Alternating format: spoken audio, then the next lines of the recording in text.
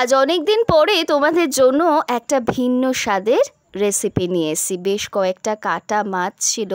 মাছের পেটিগুলোকে নুন হলুদ দিয়ে খুব ভালো করে হাত দিয়ে মাখিয়ে নিয়েছি সাদা সর্ষে, কালো সর্ষে, লঙ্কা আর ধনেপাতা। মাত্র এই কটা উপকরণ দিয়েই কিন্তু রান্নাটা হয়ে যাবে।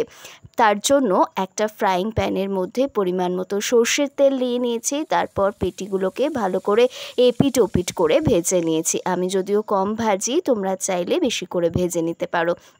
তারপর সর্ষেটা বেটে নিয়ে একটা চাটনির সাহায্যে ছেঁকে এর মধ্যে দিয়েছি বেশ খানিকটা ধনেপাতা, হলুদ আর সামান্য পরিমাণে দিয়েছি লঙ্কা গুঁড়ো। বেশিটাই দিয়েছি কাঁচা লঙ্কা। ওপর থেকে একটু সর্ষের তেল ছড়িয়ে বেশ খানিকক্ষণ ঢাকা চাপা দিয়ে রেখে দিলেই তৈরি হয়ে যাবে রুই মাছের পেটি ভাপা। কেমন লাগলো অবশ্যই জানাবে। চ্যানেলটা সাবস্ক্রাইব করে সাথে থাকবে।